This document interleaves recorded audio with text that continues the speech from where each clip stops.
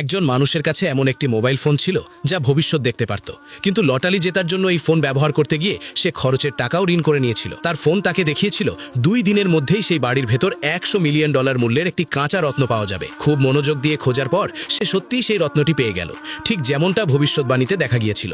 সঙ্গে সঙ্গে সে রত্নটি নিয়ে একটি জুয়েলারির দোকানে পৌঁছালো। দোকানের একজন কর্মচারী তার শরীরের দুর্গন্ধের কারণে তাকে বের করে দিতে যাচ্ছিল, কিন্তু সৌভাগ্যক্রমে দোকানের ম্যানেজার রত্নটি একবার দেখার জন্য রাজি হলেন। ম্যানেজার যখন মনোযোগ দিয়ে রত্নটি দেখলেন তখন তিনি হতভম্ব হয়ে গেলেন।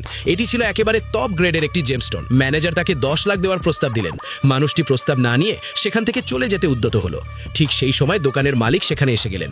তিনি নিজে পরীক্ষা করে বললেন এর দাম কমপক্ষে $200 মিলিয়ন।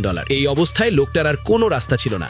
বাধ্য হয়ে সে সেই দামে রত্নটি বিক্রি করে দিল, কারণ এর আগে সে একটি বড় কনস্ট্রাকশন প্রজেক্টে $500 মিলিয়ন ভয়াবহ ক্ষতির মুখে পড়েছিল। কিছু সময় পর সেই লোকটার ফোন আবার ভবিষ্যৎবাণী দেখালো। ফোনে দেখা গেল যে কনস্ট্রাকশন প্রজেক্টটি সে কিনেছিল তার দাম 10 গুণ বাড়তে চলেছে। এটা শুনেই সেই মানুষটি সঙ্গে সঙ্গে $1 মিলিয়ন সেই প্রজেক্টটি কেনার প্রস্তাব দিল। ম্যানেজার কোনো চিন্তা না করেই রাজি হয়ে গেলেন। লোকটি যে জায়গাটি কিনলো সেটি আসলে ছিল একটি পরিত্যক্ত ও মূল্যহীন প্রপার্টি। কিন্তু বাড়ি ফিরে সে শুনতে পেল তার শ্বশুর শাশুড়ি বলছে এই বিল্ডিং খুব শিগগিরই আকাশ ছোঁয়া হতে যাচ্ছে। তখনই সে বুঝতে পারল ওই মানুষটি খুব চালাকির সঙ্গে তাকে ধোঁকা দিয়েছে। এই সময় সেই লোকটার ফোন তাকে আবার একটি নতুন অপশন দেখালো, নিজের সব সম্পত্তির বিনিময়ে একটি সুপার পাওয়ার নেওয়ার সুযোগ। এক মুহূর্ত না ভেবে সে সঙ্গে সঙ্গে অলি বাটনে চাপ দিল। পরের মুহূর্তেই সে অনুভব করলো তার ক্ষমতা জেগে উঠেছে। এখন সে নিজের চোখ দিয়েই যে কোনো ধন সম্পদের আসল পরিচয় দেখতে পারে। একদিন হঠাৎ করেই সে লক্ষ্য করলো একটি কোম্পানির চেয়ারম্যানের সবচেয়ে প্রিয় চায়ের কেটলিটি আসলে একটি নকল ও ত্রুটিপূর্ণ কপি। সে সরাসরি চেয়ারম্যানকে জানিয়ে দিল যে এটি আসল নয়। এতে চেয়ারম্যান ভীষণভাবে প্রভাবিত হলেন।